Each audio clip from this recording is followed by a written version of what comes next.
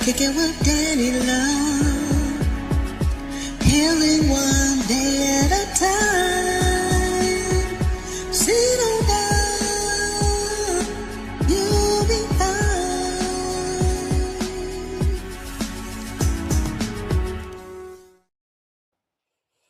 Happy Monday! Welcome to episode 10 of Love and Laugh with Dani Luv. The name of this episode is titled The Silent Battle, Men's Mental Health, PTSD, and a Mother's Grief. I'm very excited about this episode because I do have a special guest. This episode is one of those serious ones. So I'm going to try to start off with a little bit of funny before we start getting into some seriousness. I don't know if you guys have been paying attention to the trends lately, but Dr. quote unquote quotation, Dr. Brian, she claims to be a doctor, and I had did this. Now y'all leave Dr. Brian alone. It can happen to anybody. I forgot to tell y'all that I got a doctorate in midgetology. Some of y'all know that I'm 4'7", and so I went to school and got a doctorate in midgetology at the MAGA School for Midgets Association Gang America School. And so I get it. So what happened was the doctorate degree, I did my dissertation and everything, but the doctorate degree is like too high for me to reach it. So I have yet to find a person tall enough to get it off of the top shelf in the university, the Midget Association Gang America University. Yeah, don't believe me, whatever. I know my worth. I know I got my doctorate in midgetology, just like she got her doctorate. I closed my eyes and I clicked my heels twice, and I was in the land of Oz, and then it transferred me to the Midget Association Gang of University, and they put my degree at the top shelf, and I can't reach it. So I don't care who believes me or not. Yes, and I don't believe me, but yeah. It's crazy because it takes so much to go to school to get degrees. I have a master's, and that's the farthest I've went because it is so hard to obtain those degrees. I was thinking about going back to school for my master's in mental health, but I don't know. It's a lot of work. It is a lot of work. So yeah, I just hope that made you guys laugh. I wanted to start off with a little bit of funny before we start, because we're going to be talking about men's suicide.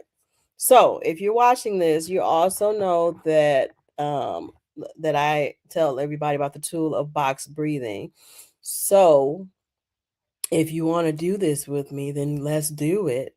We're going to do the 4 counts. Breathe in 4. Hold it for 4. Let it go for 4.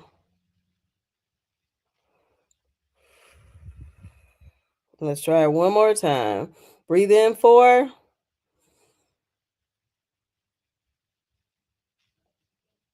Hold it for 4.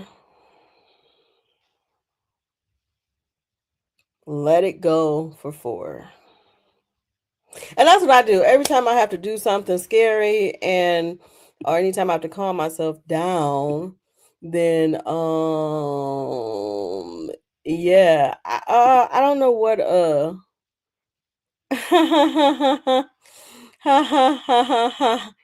doctor. Someone has their name as doctor. But yeah, I usually do that to calm myself down whenever I feel anxious or going through something. Um so I did look up some stats in psychology today regarding men's suicide. According to Dr. Bryant, a real doctor, according to Dr. Bryant, he says, "Oh, Dr. Bryant, psychology. He has a doctorate of psychology." John Rucker, men, according to these two people, men face an inordinate difficulty seeking and assessing mental health care. In the US alone, 6 million men are affected by depression each year, with some dying by suicide at a rate of 4 times higher than men. In fact, men's rates of suicide are greater than women across all ages and most of the lifespans. And yet, an official diagnosis of depression in men is half that of women. Some contend this does not suggest the absence of depression in men, but rather that men are less likely to be present for care, thus less likely to receive a diagnosis. Men's depression represents differently, such as with greater anger, they have alcohol misuse, risk taking, tiredness, irritability, and claiming to be on autopilot. In addition, men appear 2.5 times more likely to die of alcohol related causes than women. Men are also 2 to 3 times more likely to misuse drugs than women. So, I found 4 reasons why men usually struggle to ask for help when it concerns mental health issues. But I wanted to bring a friend, my new friend. I met her in Texas to discuss this stuff with me. So I'm really excited about this wonderful lady. Yeah. So yeah, I come from Oklahoma. We're like one of the lowest states for voter turnout. But a little basketball team wins a championship, and all of a sudden, 500,000 people show up for a parade on a Tuesday. That's so funny to me. It's facts. I love comedy that is facts. This lady had me cracking up in Texas. So without further ado, Oklahoma City based, she is a former engineer turned stand-up comedian and improviser who finds the humor in retirement, life transitions, and surviving the unexpected twist of adulthood. She blends sharp observations, quick wit, and real life experiences to make audiences laugh while reflecting on life's tougher moments. She's performed at the Film Comedy Fest in San Antonio, Texas, the Clean Comedy Challenge in Las Vegas, the Clean Comedy Fest in San Antonio, and the Middle of Nowhere Festival in Midland. So, without further ado, which I don't know what ado is, but put your hands together for my new friend, Connie Lee. Hey, Danny, how are you? Oh, good. How are Good to you? see you. Yes, it is good to see you too. Yeah, So yeah, peaceful over there. yeah. That In the Middle of Nowhere festival was in Midland, Texas. Oh, Midland, And Texas. Okay. oh, yeah, definitely not a lot to see around there, but it was a good festival. So, I had a good time. It sounds like fun. I thought it was in Midland, Michigan, because we do have a Midland, Uh-huh. Michigan, and I've never been there because it's in the middle of nowhere. So I thought, I What thought, is that with putting all the Midlands in the middle of nowhere? I don't yes, yes, yes, yes. understand. I'm so happy that you are here. You had me cracking up at the Film Comedy Fest in San Antonio, Texas. That was one of my favorite festivals. Mm-hmm. I just finished the Detroit Women of Comedy Festival this weekend. I was in 3 shows there. So you know how when you leave a festival you feel so hyped. So now I'm kind of like the Detroit Women of Comedy Fest is a little bit over it, but that's only because I just did it. But when I left Texas, I was like, wow, them women are so funny, especially you, Connie Lee. You are a great host and a Thank great you. headliner. Thank you. Thank you. Yeah, it was fun. Yes, yes, yes. So I'm glad you're here, and I want to ask you a question that I ask every guest that's on here, starting today. Okay. I always forget to ask. Might be the second time I've asked this question. What role has comedy played in your life during difficult times? So, there have been a number of things since. So, I guess we'll back up a little bit. My son Damien Mhm, uh, was served in the Iraq War, and he came home damaged with the diagnosis of PTSD.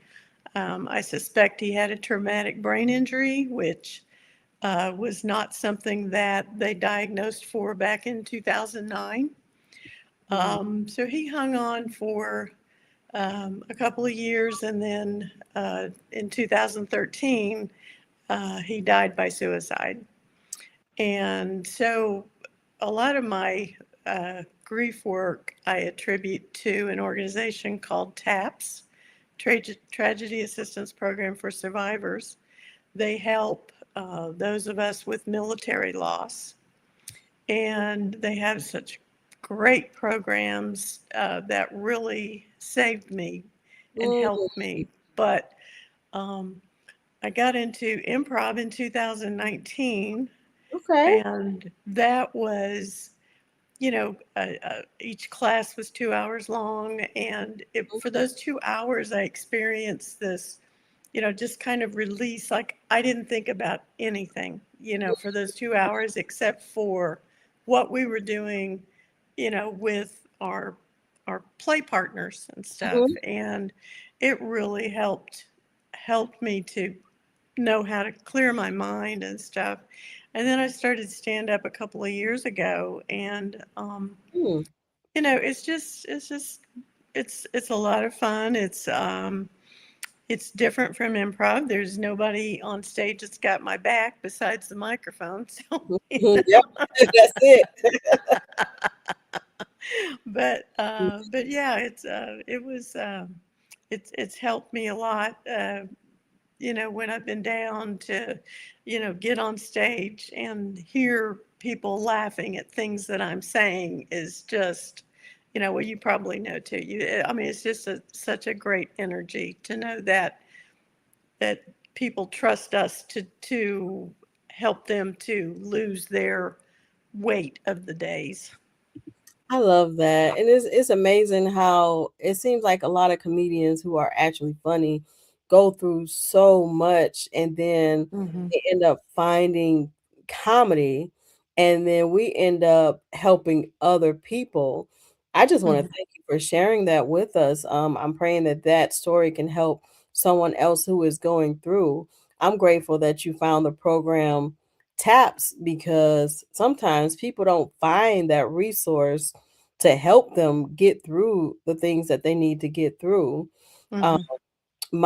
the thing that got me started comedy was I went through so much, and the main thing was when I went through a miscarriage, and I ended up learning about comedy. It was just a class. I didn't expect to become a comedian, and I did, and it helped me to heal through some things, and I'm grateful for that because now here we are making people laugh. Hmm. Yeah, yeah, and I just love it on improv.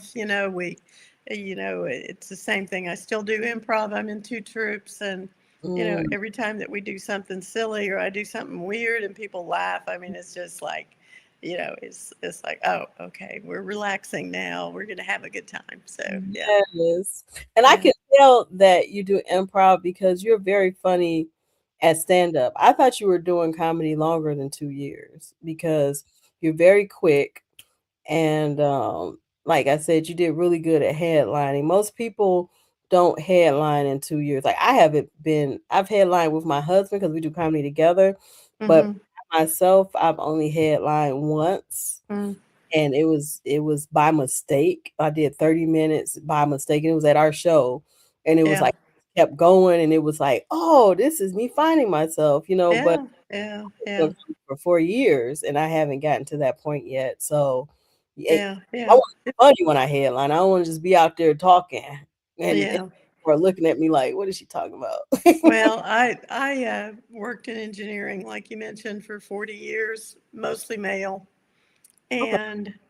and I, was always trying to lighten the load. I worked, around a lot of men who got really serious and really down into, Mhm. work, and it was like all I had to do was kind of make a satirical crack and stuff. So I've been at this for. I can't. It counts. It You counts, right? been doing comedy at work, and then you just decided to get on the stage and share it with Yeah. us. But this is something that you've been out here doing. Mm-hmm. So yeah, I am grateful for you sharing your gift and showing us that it's never too late to just be who you want to be, because Yeah. some people feel like it's too late. Long as you got breath in your body, Mm-hmm. do it. Do what Yeah. you want, do what you've always wanted to do. Don't let that stop you, because we only get one life, and Right. that's it. Like Mm-hmm. it. So if I forgot to do something when I was in my 20s, I'm about to figure it out now. Mm-hmm. Mm-hmm. Didn't do it Yeah. in my Well. 30s, figure it out in my 40s. If I didn't figure it out in my 40s, 50, 60, I'm moving on up, Yeah. because long Yeah. as it gives me breath in my body, there's a chance.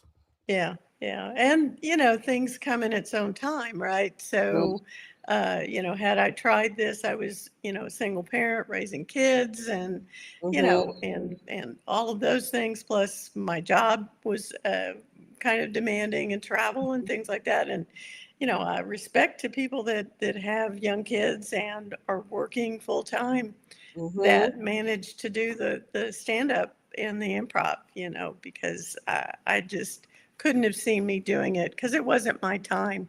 This is my time now. This is your So, time, Connie. yeah, Yeah. yeah, yeah, It's amazing when you can be very wise when it concerns knowing when it is exactly your time to do a mm-hmm, certain thing.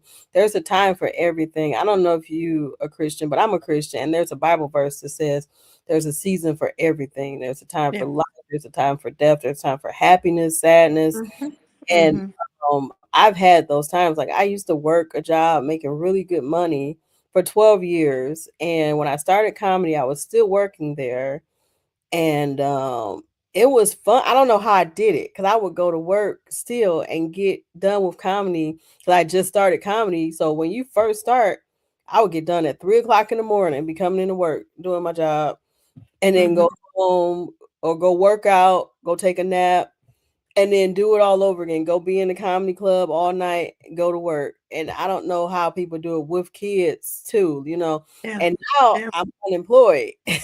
yeah, And I don't even be out late like that. Like, what are we doing? Like, yeah, yeah, yeah, so yeah, yeah, for each his own. But now is my time, because I would have stayed at that job. My brother unfortunately lost his life, and if he was still here, I'd have still been at that job. But I yeah. ended up going through depression for 2 years, crying every day, and I just Mm-hmm. didn't work no more. And Yeah. here I am doing this podcast to heal. No, we have to be kind to ourselves, Mhm, and give ourselves grace and mercy, and not.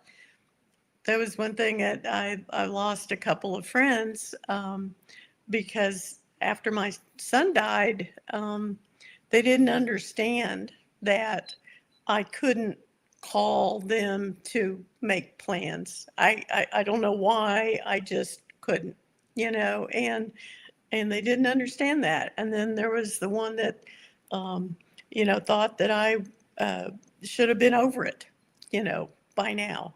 Why aren't you over it? And it's like that's not how grief works, and so it's a journey. It's a you learn to better handle it and stuff. And of course, you get a lot of um, the initial grief junk, out of you in the first, couple of years or whatever it takes, so yeah.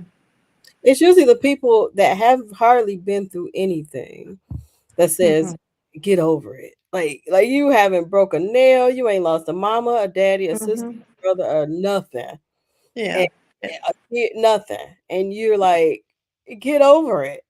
Yeah, and I, the advantage is, I say this to, I'm glad that I've had trauma in my life because I mentioned being a single parent. I was a single parent when my ex-husband walked out, and I had a 4-month-old baby, and I had a not quite 3-year-old, and um, so that was the first, major hit that I took, but it did provide me some preparation, kind of, for when my son died. So, in a kind of an odd way. But yeah, I've seen people that later in life have something happen, like a grandchild dies or something like that, and mm, they just, it's like the first time they've had trauma. So I'm not telling people to go out and find trauma, mm, but but definitely it does give you a little bit of a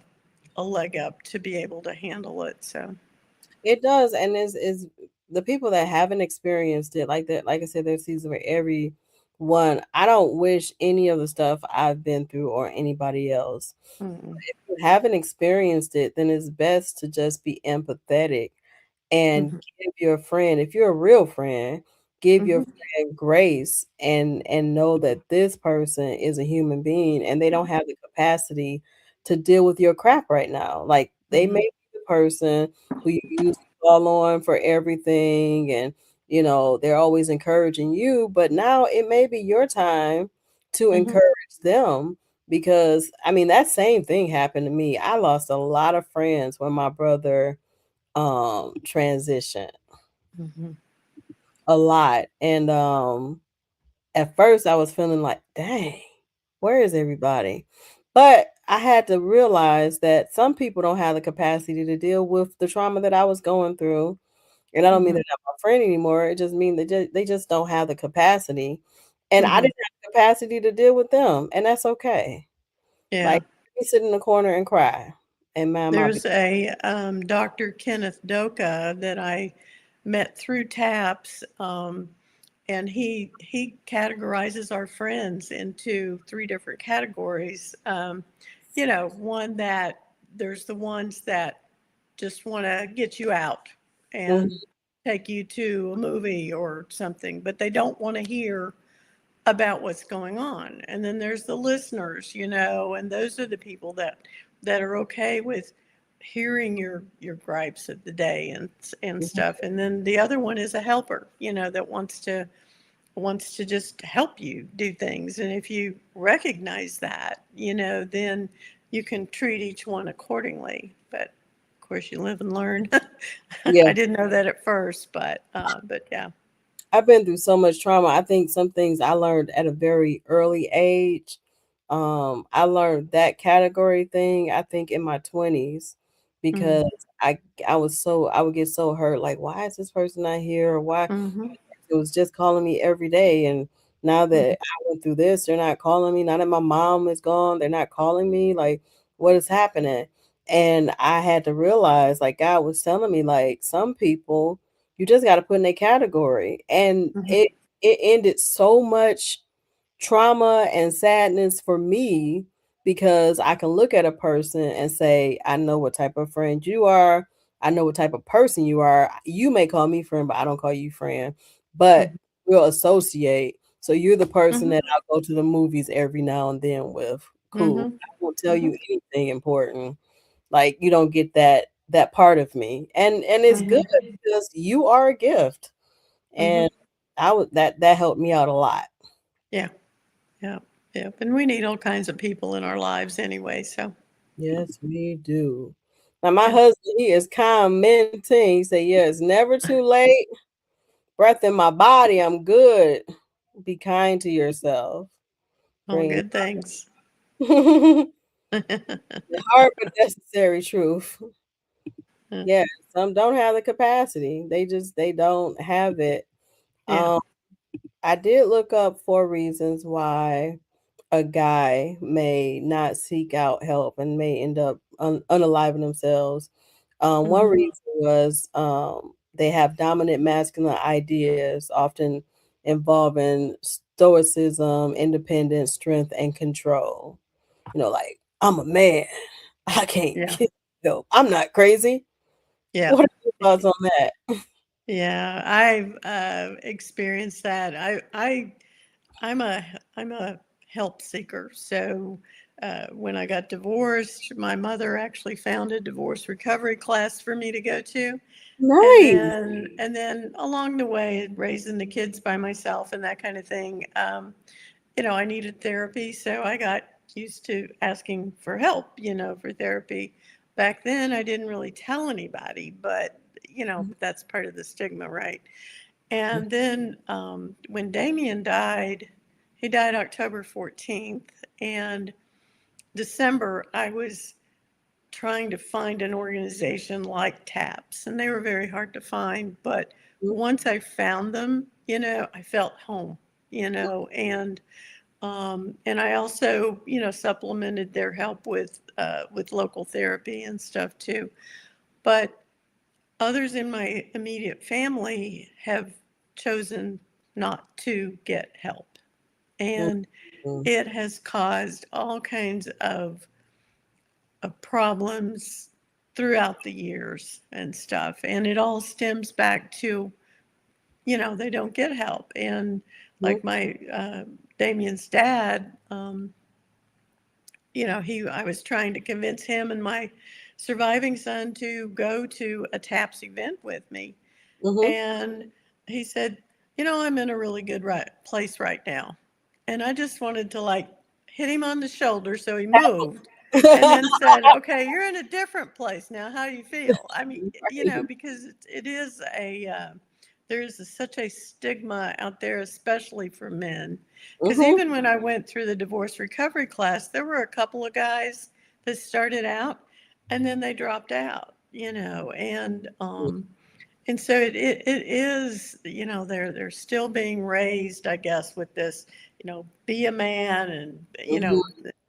be tough and you're the provider and all of that crap, that we really need to get past, and people would feel so much better if they had a party to help them process the grief and stuff. So, Yeah, we go to doctors whenever we break our arm or something like that. mm-hmm, Why can't we go mm-hmm. to doctors whenever our brain is broken?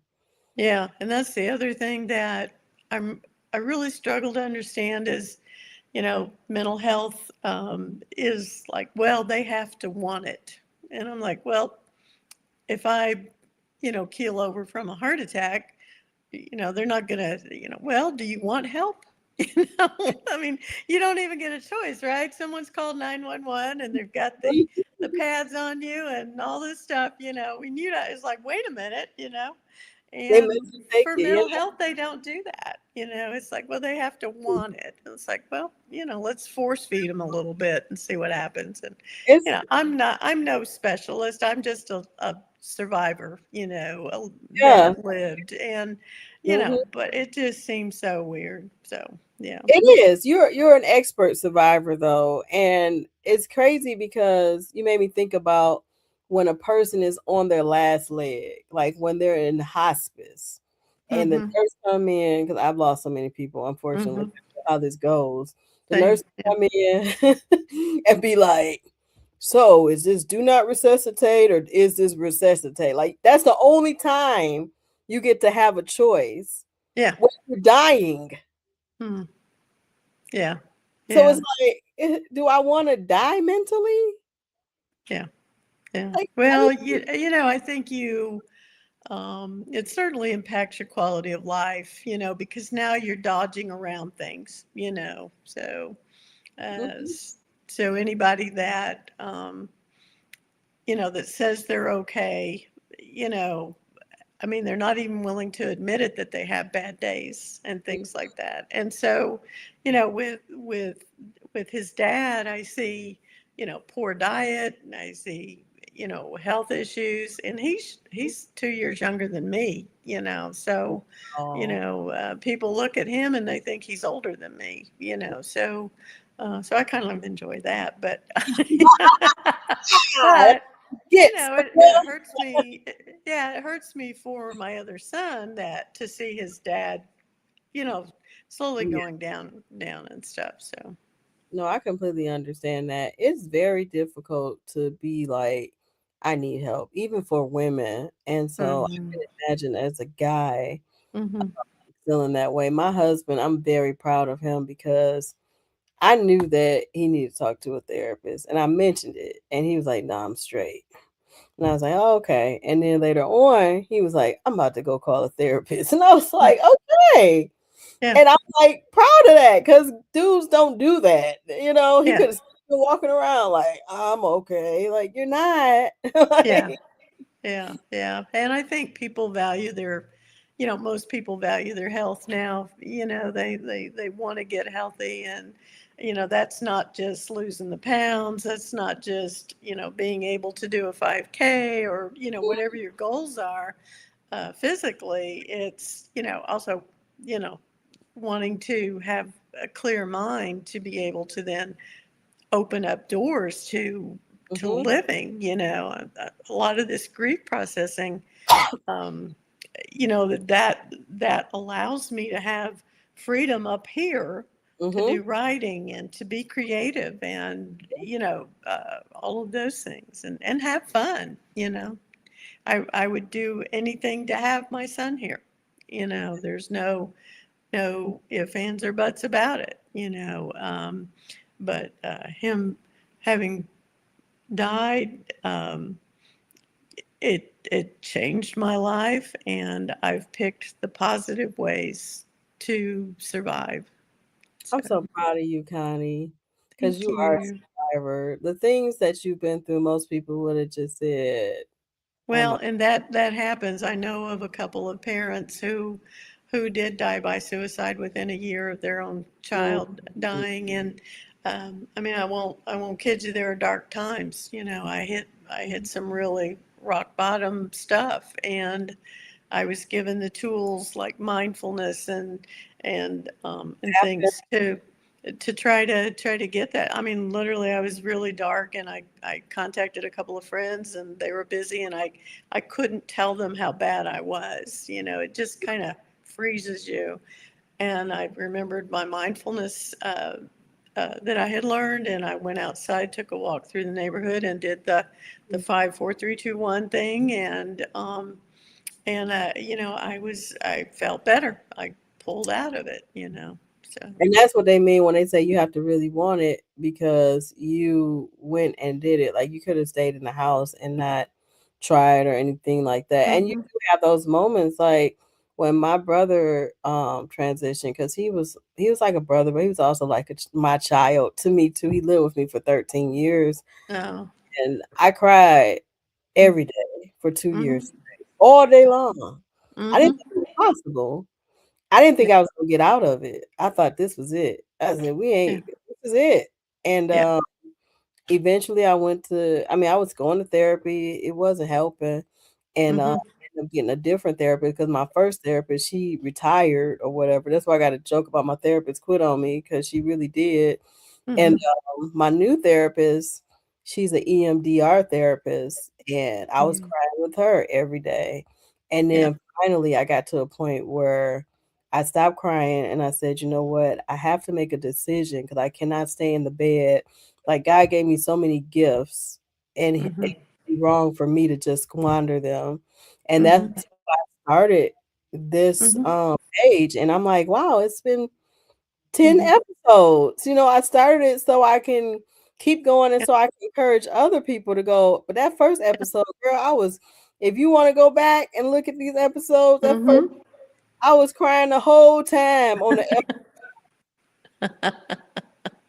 Hey, if it hits you, no judgment, just and it's cleansing, right? I do Mhm. want to say Damien was married and had children when he died, and so that was a lot of my inspiration was to be there for his kids because he asked me to watch over the kids, and that's been something that I've had at the forefront Mhm. of my survival, I guess you could say, is that I did have those three little rugrats to Oh, to keep with and to be in their lives and stuff. So how yeah. old are your grandchildren? Well, now they're 17, almost 16, and 13. And Wow. then I've got my other son has a grandson that is 11. So yeah. Oh, look at you. You got reason. It's all about Hmm. finding your why for living, and you Hmm. have a whole Hmm. bunch of whys to keep going. Yes. Yes. I love Yes. that. I love that. They said, okay, so this study has said the second reason why men don't seek out help is because of poor mental health knowledge, which can manifest as difficulty communicating or recognizing a need for psychological help. Like they can have an issue and not even know it. Like your son said, "Oh, I'm okay." But if he sat in front of a therapist, the therapist may be like, I don't Yeah. know." So we had challenges when he came back. He told me, he said, I've been diagnosed with PTSD, and I said, what's that?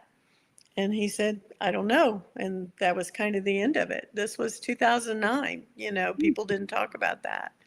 Um, and so we just went along, and PTSD is serious. I have that. yeah, yeah, and I'm sure that I've got some of it too. I mean, it's trauma, right? So, but yeah, I think being informed, unfortunately, until people don't pay attention too much to this stuff until they're Mhm, impacted by it, right? So mhm, it should be something that's talked about in schools, and I think they're doing better, with it. My grandson's school has a buddy bench, and that's for when mhm. people are, kids are feeling kind of alone, they go and sit on the buddy bench, and then if other kids see somebody there, they're supposed to go, they're told go and sit with the kid, and That. talk to him and stuff. Yeah, it's a great program. Anything So wrong, I buddy? think, yeah, I think a lot of that is been really good, and as the kids now are growing up, uh, Mhm, they're learning more about their own mental health and who to talk to and when to get help and things like that. So I we love just have, a big gap of people, you mhm, know, that mhm, that are struggling, and I think it's good when celebrities, are open about their own mental health. There's been several mhm. athletes that are like A-level athletes that have said, "Whoa, I'm taking a breather. Mhm. My Good. mental health is struggling. I have to stop. And people And have given them hard times too. Like, what do you mean? Like, I'm yeah, choosing myself. Like, yeah, and it's yeah, okay. yeah, It is okay. yeah. They're people just like you and me, and so yeah, it's. Yeah, I'm glad they had that buddy thing, and I'm glad that kids are learning about mental health at an early age because when I was in school, that was not something that we studied like that, and Mm-mm. people called you crazy if you went to a therapist. They'd be like, "Oh, Well, you." we weren't allowed to have a bad day. Yeah, If you had a bad day, you went to the yeah. principal's office and you Yep, called your mom. So yep,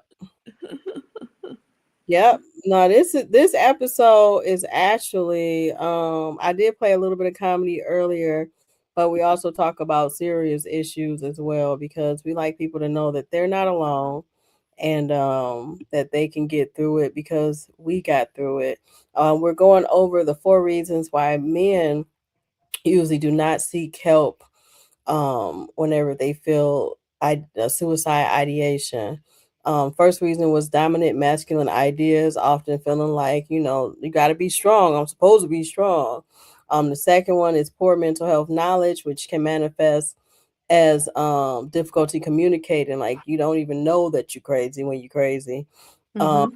the third one is society and the self stigma, which can cause shame and being seen as weak, and the discomfort with emotional disclosure and problem minimization. So when you say I'm okay, which I think that's two and three kind of go hand in hand.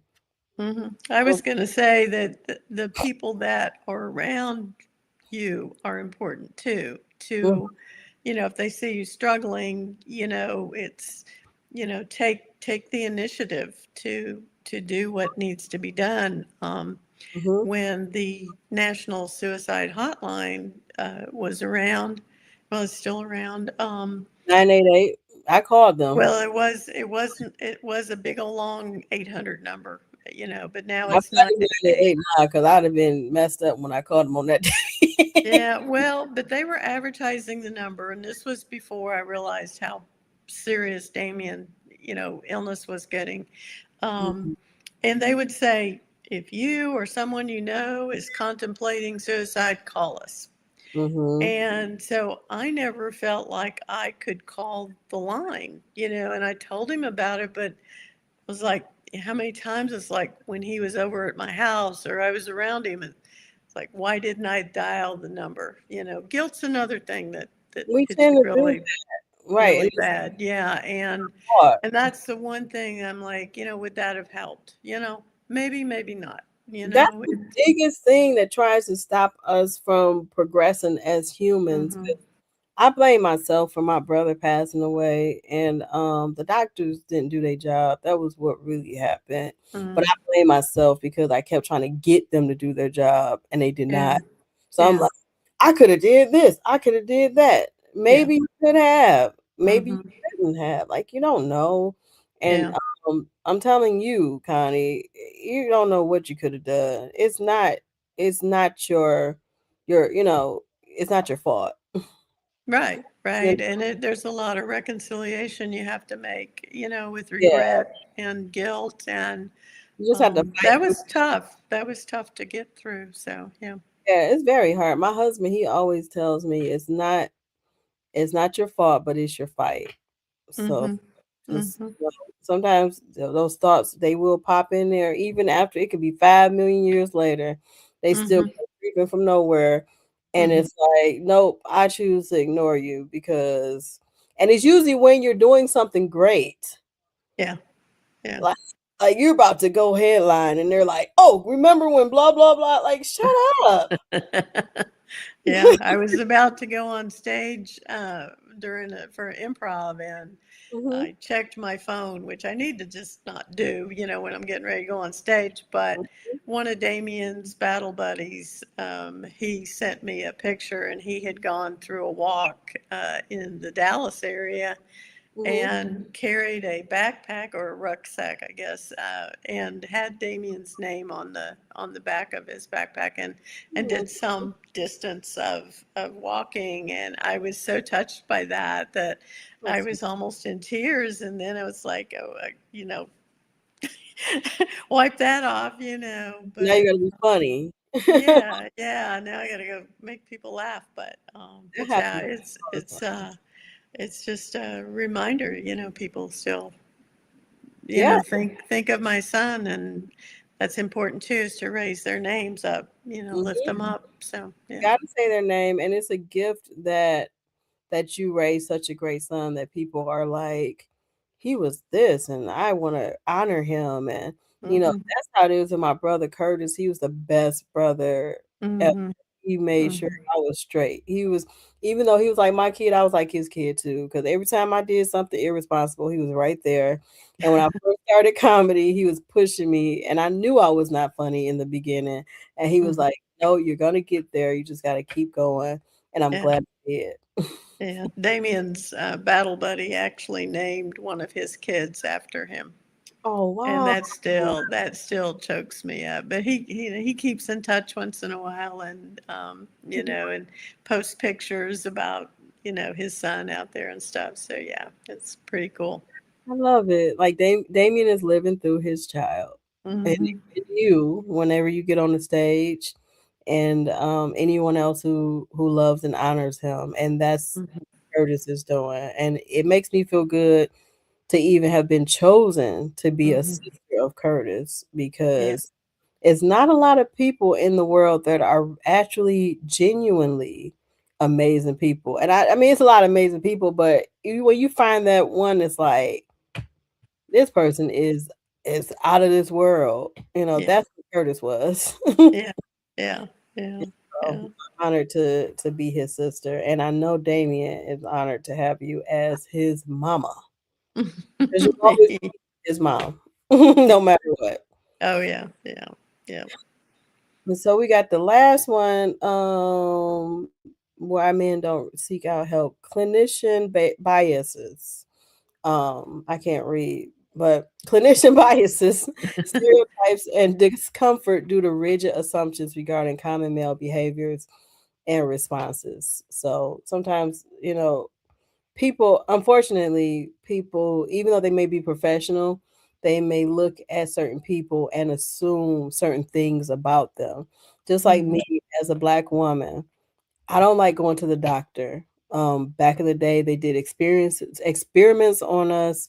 No painkiller, no nothing, because they assumed that black women can take pain. I cannot take pain. I don't want you to assume that I can take pain. And that's what happened with my brother. They assumed he can take pain. And Mhm. so sometimes you get afraid that even though a person is a professional, that they're not going to do their job Yeah. and have their Yeah. own type. Bias is a big thing, and the first I went to a therapist pretty soon after Damien died at the recommendation of a friend. He had a counselor he really liked, but Mhm, she lived like 40 minutes away, so she recommended a lady that was closer to me, and it was a Christian counseling service. So I went in and. Um, she always would start with a prayer, and I'm like, well, okay, here I'm, yeah, mhm. I just had all kinds of thoughts of any inappropriateness because I needed help, right? Mhm. And so she said a prayer, and then she said, well, you never closed your eyes during the prayer, and I'm like, that's what you're worried about? And how do you know that? Were your eyes open too? Your eyes were open. You were looking at me. I'm like, what? I don't, so that didn't last very long. Yeah, because And at that the was, psychiatrist, you're supposed to be objective. And if a person wants a Christian counselor, I usually I go back and forth. Like, I like having a Christian counselor for the most part, but sometimes some counselors mhm, that are Christian, they mhm, don't talk about the tools that you need. mhm, They just, they, and it's good because I believe everything that's in the Bible. They'll just go into the Bible, and that's wonderful. I know how to read the Bible. I yeah, need you to give me some tools that you learned at school to get me yeah, together. yeah, yeah. And it's, y- and faith was kind of a weird thing for me, Mhm. after he died and stuff. And I was really angry at the army, was who I was really angry with. I never got mad at my son. I never got mad at God. I never, uh, none of that. But yeah, it's like I've been hurt very deep, and uh, I'm Christian, so I didn't mind going to her, but I certainly didn't need the church type things. Like there was before he died, I had this sense of the number 25, and Mm. it never hit me until after he died and he was 25 years old. Oh, And I mentioned that to her, and she's just like, oh, and then why'd you open your eyes during prayer? It was just so bizarre. So yeah, but man. finding help can be a barrier, because until this, until you sit down face to face with the therapist, you Mhm. don't know if you're going to click. You don't know, if the person has the right experience. Mhm. Suicide is a real heavy thing, and it needs somebody who's had some experience with that or training, on how to deal with that. But yeah, I think that's a big barrier, is that a man may decide, okay, I'm going to go to counseling, twist my arm, and then it's like, you know, oh well, it's a woman, so I'm not going Mhm. to go. Or it's a man, but look how old he is. Or, look at this guy, but he just got out of school. I mean, all of the, you start making reasons not to go. And I think that's, everybody suffers from that a little bit, but I think men tend to do that too. So, Yeah, it's easy to find a reason not to go to, especially when there are therapists out there like the one that you went to. Because mm, mm-hmm, I had a therapist a long time ago, and she was decent. She was a decent therapist, but after a while, I started helping her with her problems. So yeah. I was like, But the pay didn't, you were still paying her though, right? She never paid yeah. you, right? I'm like, you know what? No. So later on, when I needed therapy again, because I had graduated from therapy at that time, first I was concerned, if I'm giving you help, I graduated.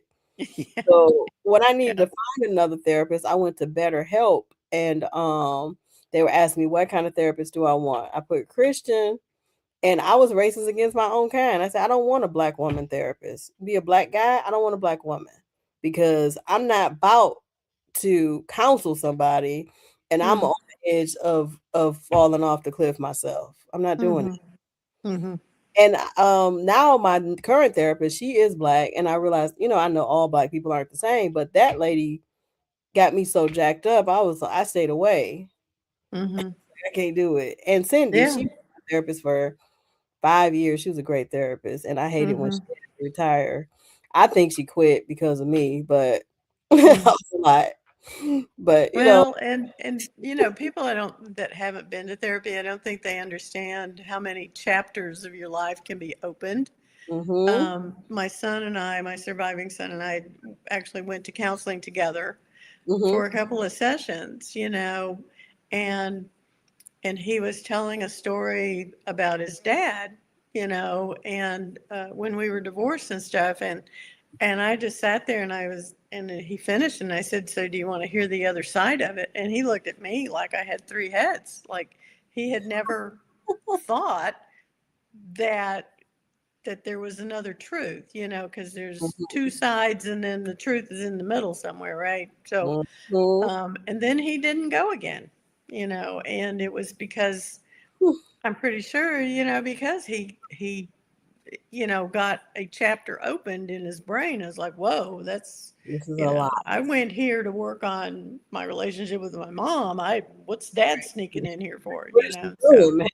I don't get it. yeah, so it's very eye opening and stuff. But man, I'm just a believer. You got to get yourself some help once in a while. You So. got to. And it can be very stressful sometimes, but once you Hmm. graduate from therapy, you may end up going back, cause like I did, because I Hmm. graduated from therapy twice. And Yeah. Friend yeah, of mine called it getting an oil change. She said, I'm about to go in and get another oil change, and I said, yeah, that's a good analogy because, yeah, it is like, okay, I'm running low here, yeah, mhm, let's go get some new sensations going. So, yeah. yeah, get it together. And then the last reason why men don't seek out help is because lack of men-centered services, Hmm.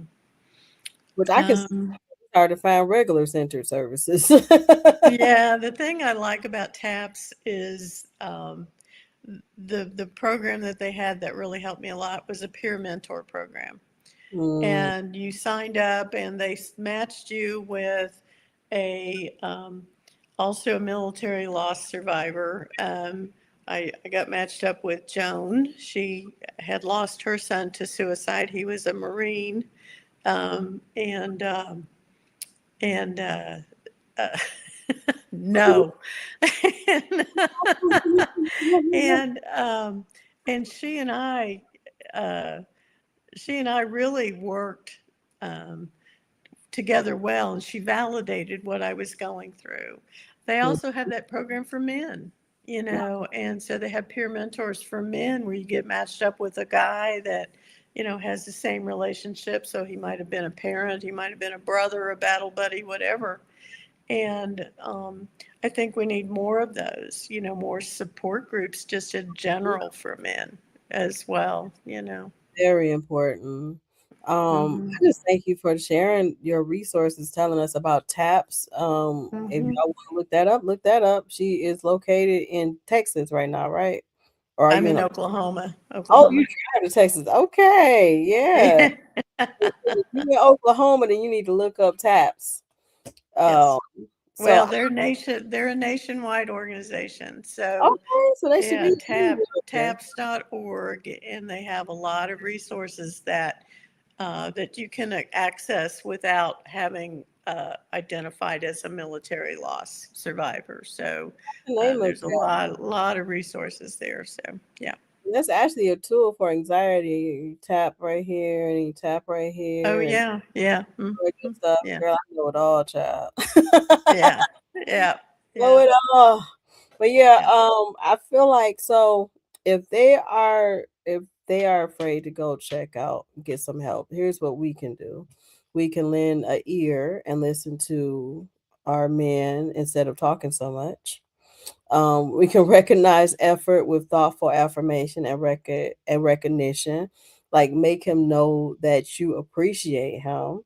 We collaborate to solve problems. So if you see a random man in the corner looking sad, then go talk to him. If you big enough to get away, just in case he crazy. If you small like us, then don't do it. But if you like burly, then go talk to them. See if they okay. You know. Um, Hmm. and get more minds on the case. We don't have to do none of this alone. Like if you have a brother or contact his brother or somebody that can help him because men understand men language. Women, we don't understand women language. We understand men language, but we understand women language. That's why Hmm. when you see a hoochie mama come from nowhere, you be like, oh, I know this Jezebel spirit. And the man be like, what are you talking about? Oh, like, oh, I know. Yeah, So yeah, yeah, and if he's stubborn, find him some help. Here, yeah, yeah. go. Yeah, and offer to go with him. I mean, there's all kinds of things, or talk to his friends to see Mhm. if they would go. I mean, Kidnap him, knock him it's fast. just important. It's important you get things nipped in the bud. Real when they start, and Mhm, if you extend it on, then when something traumatic happens to them at that point, then they've got that new trauma plus mhm, the old one that they're trying to deal with. And even just getting along in life, it's so crazy right now, so mhm.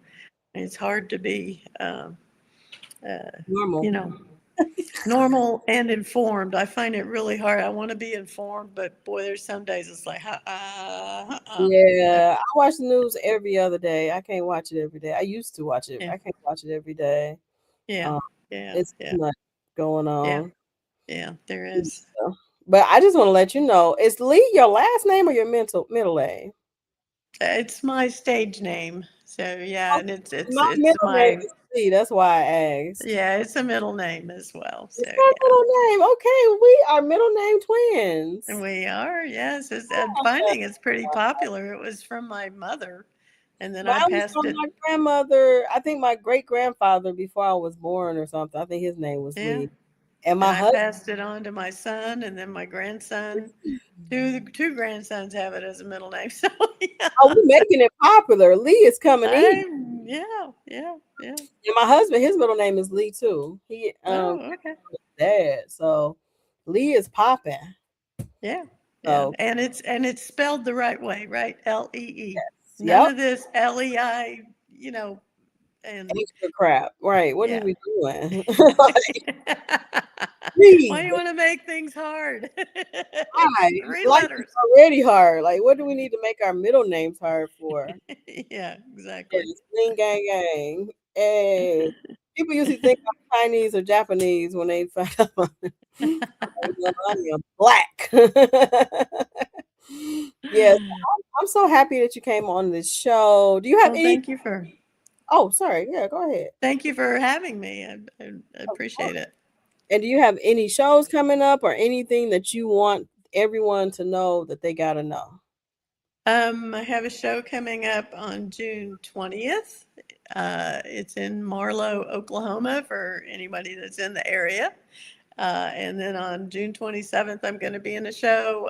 I'm actually heading out for vacation pretty soon, and I'm really looking forward to that. So, you know, try to write some jokes. I'm going with my two youngest grandkids, and so I'm sure there will be a lot of material that will, will Yes. Where are you come going? about from that.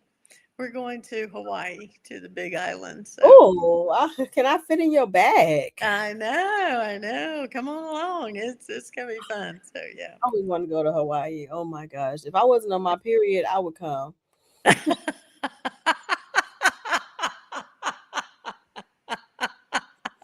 Honestly, man. Okay, TMI. Okay. It is. That's the comedian in me. Yeah. You'll get a comedian in me in about a week. My husband. He's a comedian. But yeah, Connie, I'm so glad that you came, that you joined us. I'm so glad that you became my special guest. And I thank you so much for this interview. This is a beautiful podcast, and I pray only the best for you. And I hope you have a blessed, wonderful Monday and fun time in Hawaii. Yes, thank you so much. Thank you. Yay.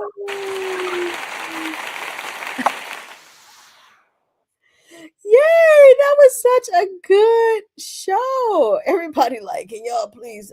This is what my show is. It's love and laugh. So we talk about all of the trauma and we talk about all the funny. My husband, he wants me to end it with Grief is Ghetto, but it's hot. It is hot in this room. So I'm just gonna end it with a little bit of a set that I did at the Detroit Women Comedy Fest. And yeah, so I plan on doing that. Also, if you are dealing with any kind of suicide ideation or anyone who you know who is dealing with suicide ideation, oh, this TikTok is annoying. Stay right there. Why is it doing that? It want me to put this in a puzzle. I feel like a slow kid. Okay, there it is. Yeah, if you are dealing with suicidal ideation, or if you know anybody who's dealing with it, then call the number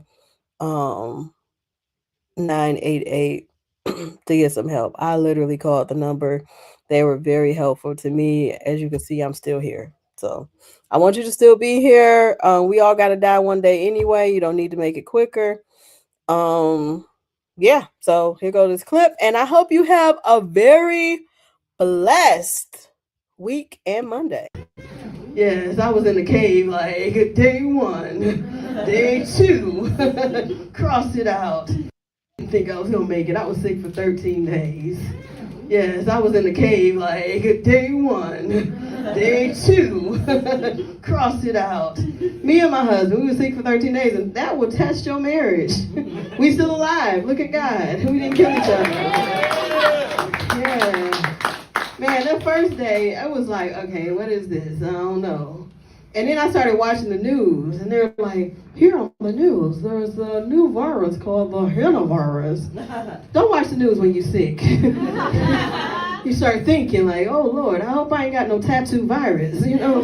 I ain't even got no tattoos, you know. It's against my religion. I never had a henna before in my life. My hands are strong. There's not enough places to write, right? I said, oh my God, I don't want the henna virus. Lord Jesus. Yeah, I was praying. I said, Lord, please don't let me have the henna virus. Lord, let me have COVID. Let me get the COVID. Yeah, I know what to do with COVID. I had COVID 3 times. Yeah, better the devil you know than the devil you don't know, right? You don't know what to do. Come and take a seat, my friend. Kick it with Dani Luv. Kick it with Dani Luv. Kick it with Dani Luv. Healing one.